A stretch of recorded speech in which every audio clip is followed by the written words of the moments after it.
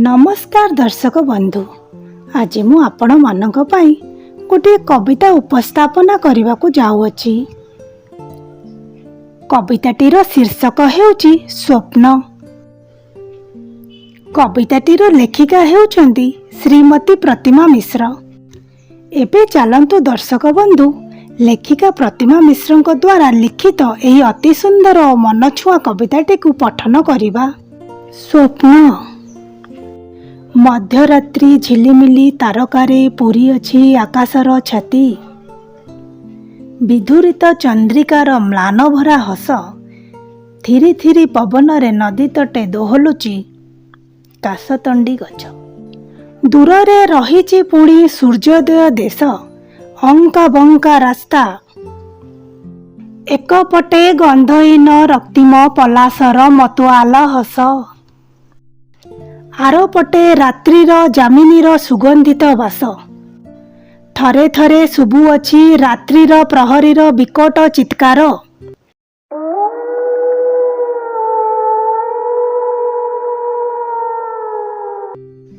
आरो पटे नदी तटे शुभुअछि बंशीर सुमधुर स्वर।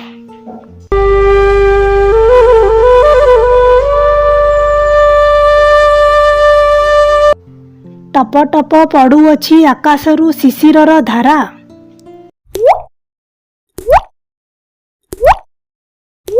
घासर गालीचा परे मेलिछि मुक्तार पसरा। तृषित कपत दल चंचुमेली पिउथिले काकरर जल। प्रतिछवि पड़ुथिला नदीर बक्षरे सेही मानंकर।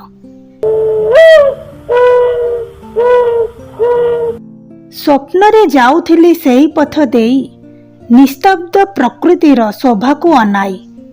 हाबुकाए सकाळर शीतुलिया पवन स्पर्शरे भांगीगला स्वप्न मोहरी।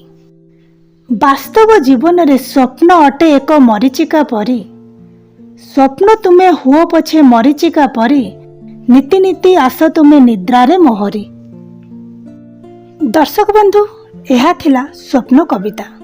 कविताटी जदि भल लागिला तेबे लाइक, सब्सक्राइब और कमेंट करंतु। धन्यवाद।